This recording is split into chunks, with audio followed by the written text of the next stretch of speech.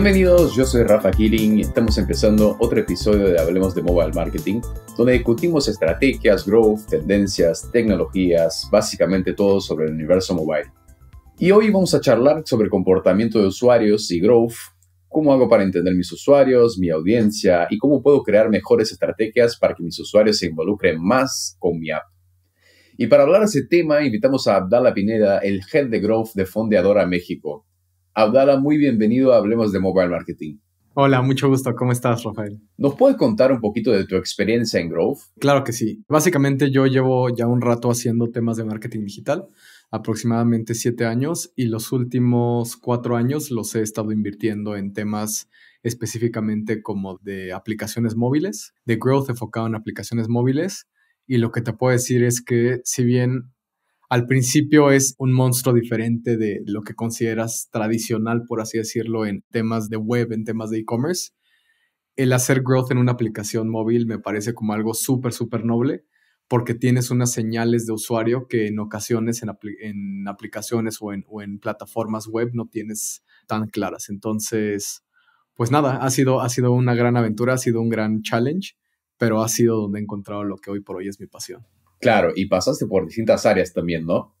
Sí, o sea, he hecho de todo. Mi carrera empezó haciendo temas como más de comunicación, más de publicidad en Coca. De ahí un rato, estaba muy padre y todo, pero me faltaba como esa parte numérica, analítica, de entender cómo es que las cosas van creciendo. Eso lo encontré en un rato que estuve en Linio. En Linio me tocó llevar el equipo de CRM de Latinoamérica. Ahí fue donde realmente entendí o encontré que hay como otro lado del marketing, un lado del marketing donde puedes apalancarte del entendimiento de los datos de usuario para poder llevar a cabo acciones que impacten al negocio. De ahí después hice un par de cosas más. Eventualmente llegué a Wix. Wix fue justo esta introducción a los productos mobile.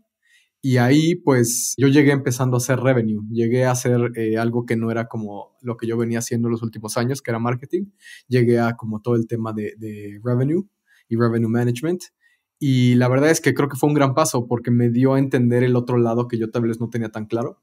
Nosotros como marketeros estamos como muy en el frontline, muy en la primera línea con el cliente, trabajando, comunicando y así, pero en ocasiones perdemos un poco más de visión de lo que es el negocio, ¿no?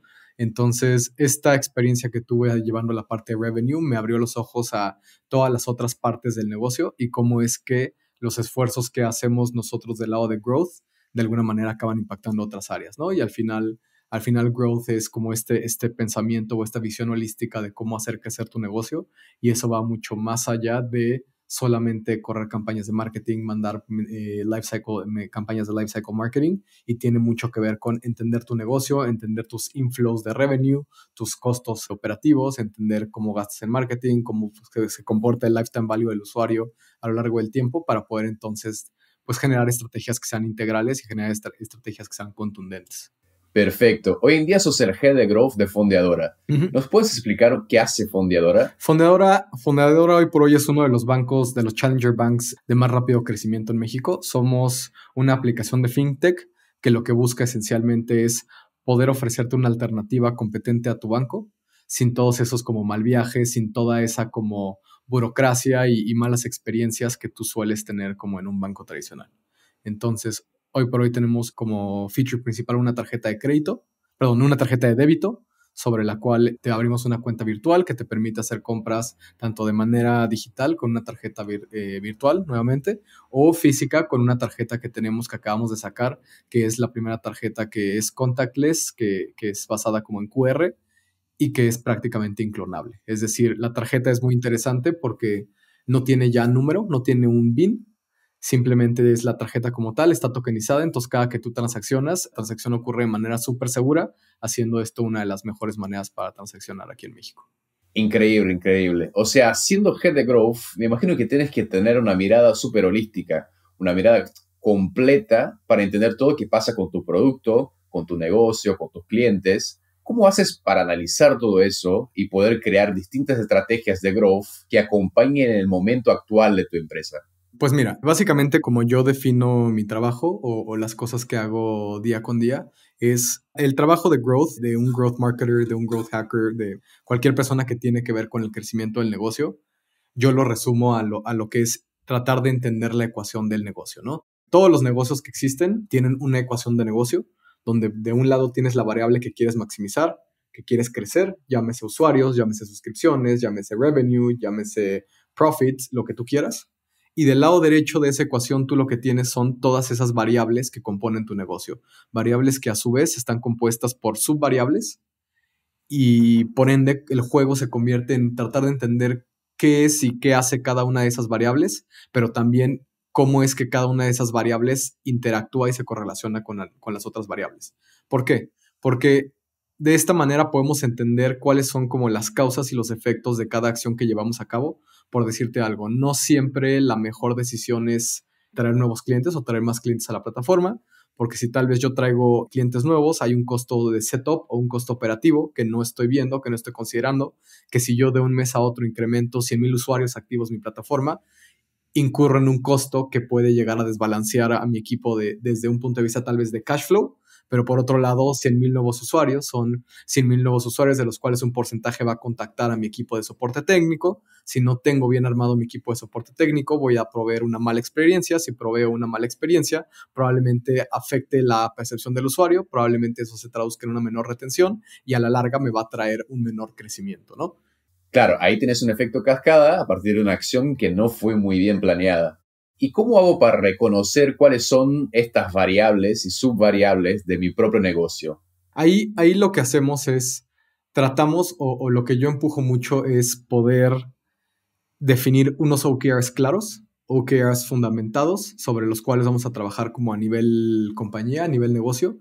Y una vez que tengo esos, puedo entonces empezar a desmenuzar cada uno de esos objetivos entre las partes que lo componen y entonces enfocarme en esas variables específicas, entender qué tanto las puedo subir, qué tanto las puedo bajar, qué tanto las puedo forzar para poder llevar a cabo entonces una acción exitosa, una acción que tenga como una razón de ser y que realmente me impacte y me genere valor para el negocio. Perfecto, pero también juega un poco la creatividad en el momento de forzar una variable y tratar de escalarla, porque quizás cuando se te hace una campaña nueva de adquisición, de re-engagement o mismo cuando cambias tus creativos, si hace lo mismo que hacen todas las empresas, tus resultados no van a variar mucho. Es decir, siempre hay que estar pensando en nuevas estrategias y alternativas para poder potenciar ese crecimiento, ¿no? Claro, o sea, al final creo que ahí en lo que nosotros estamos apostando, la manera o la óptica con la que nosotros estamos viendo el problema es tratar de entender el concepto del job to be done, del trabajo que tiene que hacer el usuario o que está buscando cumplir el usuario con tu producto o tu servicio. Entonces, siempre nos enfocamos en entender, de nuevo, a segunda, tercera dimensión, cuál es la acción real, qué es esa cosa que está tratando de hacer el usuario y la razón por la cual está volteando a ver tu producto para pues solventar esa necesidad. Y una vez que tienes eso, una vez que llegas a esa óptica clara de entender qué es lo que el usuario está tratando de hacer, es donde se te abre el panorama y donde ya puedes empezar a pensar como fuera de la caja sobre cuáles son esas iniciativas que puedes hacer para influir en la variable, ¿no? Entonces, como bien lo dices, no siempre es lanzar una campaña, no siempre es regalar un cashback, no siempre es hacer lo que las otras personas hacen, porque si nosotros lo que entendemos, por decirte algo, es nosotros nos damos cuenta que lo que la persona quiere hacer es transaccionar de manera digital, por decirte algo, entonces no es tanto el cashback, es simplemente de qué manera puedo simplificar y reducir las fricciones que le toma a un usuario llegar a completar esa transacción digital y por ende puedo lanzar pues proyectos mucho más contundentes, tal vez como a dos bandas, pero que a final de cuentas me generan como un crecimiento mucho más contundente que lo que haría una campaña puntual. Claro, una vez que tengo en cuenta ese problema que estoy solucionando, ¿cómo hago para que esa relación con el cliente perdure lo máximo posible y que el cliente siempre vuelva a mi app y la siga utilizando? Ok, mira, ahí creo que hay tres puntos principales. El primero es nuevamente entender y tener bien claro ese job to be done. No se queda a lo primero que veamos y creamos. Realmente hay que entender qué es lo que está tratando de hacer el usuario. Hay que ponernos en los zapatos del usuario, pensar como él estaría pensando o ella estaría pensando para poder entonces entender exactamente qué es lo que quieren lograr.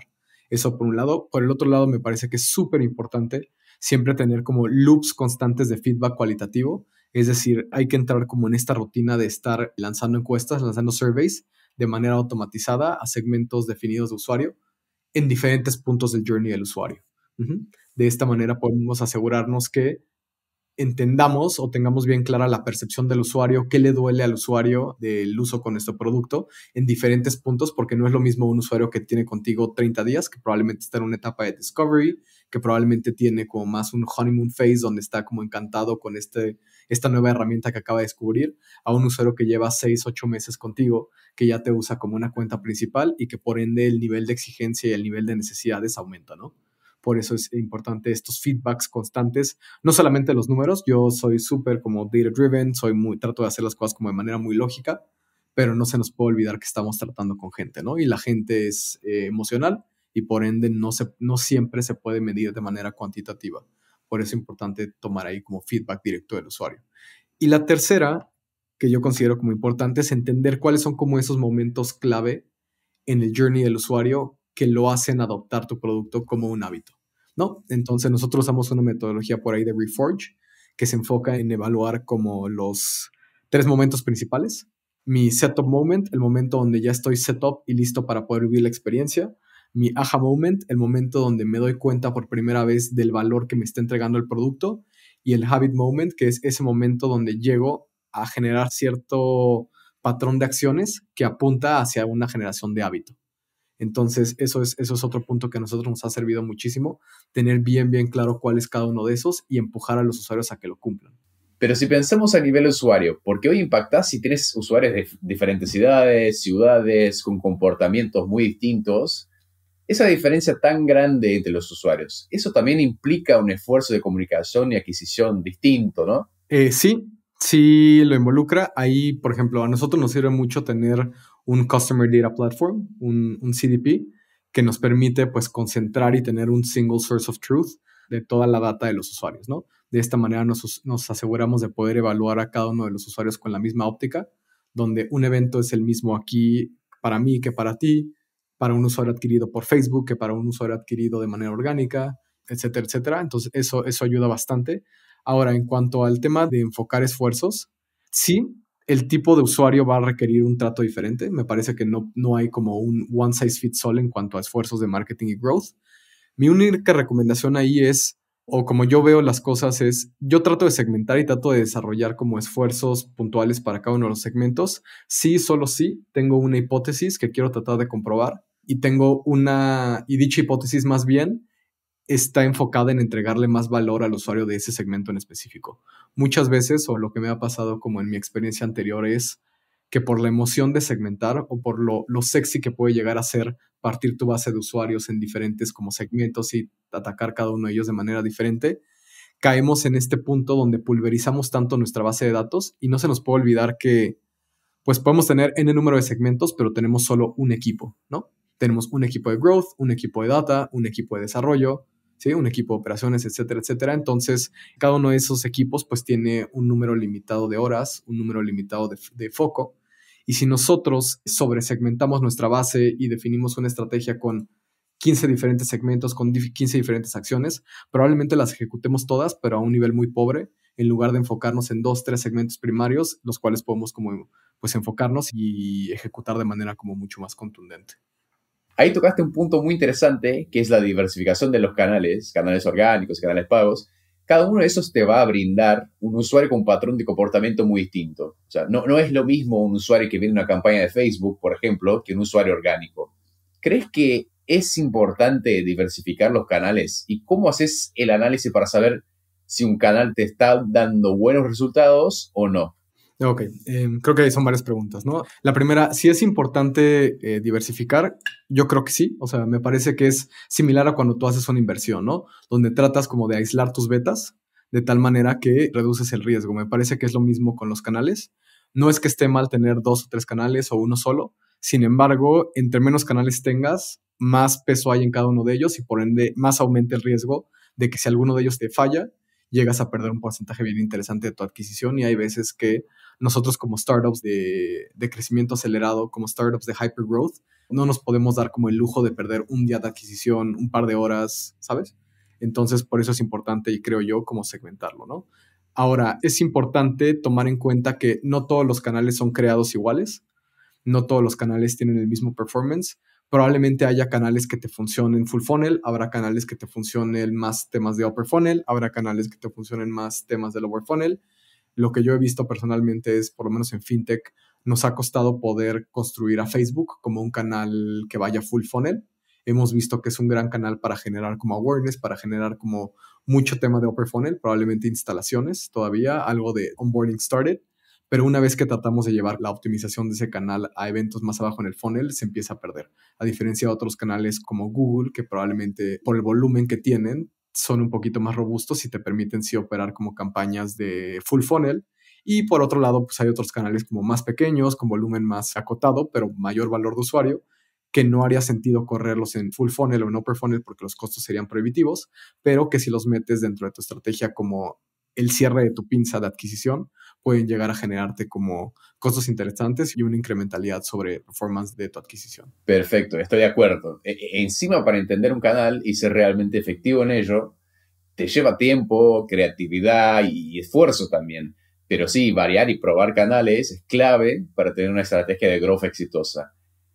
Ahora hablando de Fundadora. Fundadora es una fintech del mercado mexicano y el mundo de fintech es súper competitivo en todo el mundo. ¿Cuáles son los mayores desafíos de la fintech en general y cuáles son los puntos positivos de ellas que ellas pueden brindar al mercado digital?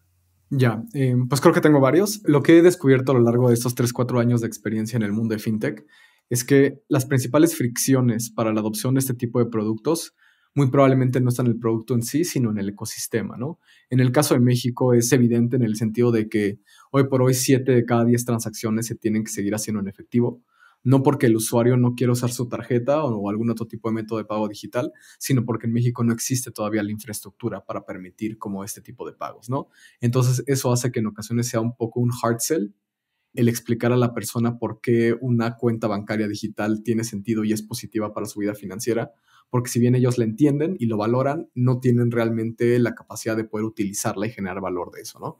Eso es pues una fricción bastante fuerte de nuestro lado. ¿Y cómo solucionas esa fricción o al menos la amenizas en nuevos clientes? Ahí te va. Ahí creo que son dos cosas. O sea, creo que lo más accionable es tener bien claro dónde están como esas concentraciones de usuarios de valor. Y eso está pues directamente correlacionado con usuarios que pueden utilizar tu producto. Entonces nosotros lo que hacemos es que estamos constantemente analizando para tratar de detectar estos como hotspots que nos permita como enfocar nuestro presupuesto ahí para generar más usuarios que tengan la capacidad de pues utilizar su tarjeta sin como la fricción que te platicaba de la falta de infraestructura, ¿no? Ahora, por otro lado, pues no tengo la respuesta a cómo solucionar este macro problema, pero creo que es interesante, ¿no? Porque si hay un problema que no tiene respuesta, es una oportunidad, ¿no? Y entre más grande el problema, más grande la oportunidad. Completamente. Y ahí puedes testear miles de hipótesis para acercarte cada vez más de la respuesta. Bueno, pues eso por un lado. Por el otro lado también, hoy por hoy en México es bastante caro, por así decirlo, el concepto de digitalizar tu dinero. Entonces, cada que yo quiero tomar dinero en efectivo y volverlo dinero digital, hay un costo asociado que se vuelve pues prohibitivo en algunos sentidos considerando los modelos de negocio que se tienen con tarjetas de débito, ¿no? Lo mismo cuando haces tú una extracción de dinero digital a dinero físico, si no eres un banco, si no tienes pues la infraestructura que tendría un banco, pues se vuelve más caro hacer estas como disposiciones de efectivo en cajeros automáticos, etcétera, ¿no? Y finalmente el tercer punto que veo yo en el mercado mexicano es la falta de educación financiera que existe. Por lo que he visto, la mayoría de la educación financiera que existe en las personas viene mucho de la familia, en el caso de los mexicanos, y en un porcentaje interesante de eso, esa educación financiera es, no le hagas caso a los bancos son malos, mira, tu tío Rafael sacó una tarjeta de crédito y luego el banco vino bien mala onda y le quitó todo. Y la realidad es que no, pues el tío Rafael no es que el banco le haya jugado chueco, el tío Rafael sacó 20,000 pesos de crédito, se los gastó todos, no pagó nada y entonces vino el banco y pasó como una mal tarde, ¿no? Entonces, romper como esos paradigmas también es complicado. Nosotros lo que tratamos de hacer en este caso es, por eso es que somos, o sea, un statement bien fuerte de marca es, aquí no hay nada, ¿no? Aquí no hay comisiones, aquí no hay mal viajes, aquí no hay nada de eso. Vamos a ser súper transparentes contigo, te vamos a decir qué es lo que es y vamos a tratar de dar toda la información para que tú decidas que esto es lo que tú quieres estar haciendo, ¿no? Que este es el producto que tú quieres estar utilizando. Perfecto. Y para cerrar, ¿qué consejos darías a los app marketers para que puedan mejorar sus estrategias de growth? Sé que es una pregunta súper amplia, pero puedes dar cualquier recomendación, tip, metodología, cualquier cosa que crees que es efectiva en el momento de mejorar las estrategias de growth. Ok, mi visión de las cosas es que el crecimiento sostenible viene de poder hacer como user-based growth, o sea, es decir, crecimiento basado en los datos de usuario, crecimiento basado en entender bien al usuario, y eso pues empieza con un tracking plan limpio, claro, bien estructurado. ¿A qué me refiero con un tracking plan? Poder hacer como growth que escale, especialmente en el ecosistema mobile, se va a ver como muy beneficiado si nosotros desde el principio tenemos bien claro cuáles son esos eventos de valor en el journey del usuario que queremos medir. ¿Por qué es que los queremos medir? No vamos a medir por medir, sino vamos a tener un objetivo. Soy mucho de objetivos. Entonces, ¿cuál es el objetivo de medir estos pasos específicos de mi user journey? Y cómo es que funciona cada uno de estos como eventos, ¿no? Al final lo que trato de decir es que la data es clave. Los datos son claves para generar este crecimiento que sea contundente, este crecimiento que sea sostenible y este crecimiento que te genere como compound growth, ¿no? Siempre y cuando tú pongas al usuario como eje central de tu desarrollo de producto y de las acciones que haces para crecer tu negocio, la probabilidad de que las acciones que hagan generen un impacto mayor va a aumentar. Entonces, nada más para recapitular en ese sentido es, háganle caso al usuario, ¿no? O sea, hagan un producto que les encante a los usuarios, porque si hacen un producto que les encante a los usuarios, estoy seguro que a los VCs les va a gustar todavía más, ¿no? Entonces, es eso. Tu usuario lo tienes, es tu mayor asset. Nosotros como productos de tecnología no seríamos nada sin el usuario. Entonces, pues, let's walk the talk, ¿no? Si no somos nada sin el usuario, tomemos al usuario, pongamos la atención y construyamos para, pues, poderle ofrecer la mejor solución a sus problemas del día a día. Perfecto, perfecto. Lamentablemente llegamos al final de nuestro episodio. Abdallah, muchas gracias por participar. No, muchísimas gracias por la invitación. Yo encantado. A todos los que nos escuchan, pueden seguir a Rocket Lab en Spotify y en todas las redes sociales para descubrir todo lo que pasa en el universo mobile. Nos vemos en la próxima semana con invitados súper especiales aquí en Hablemos de Mobile Marketing. Un abrazo.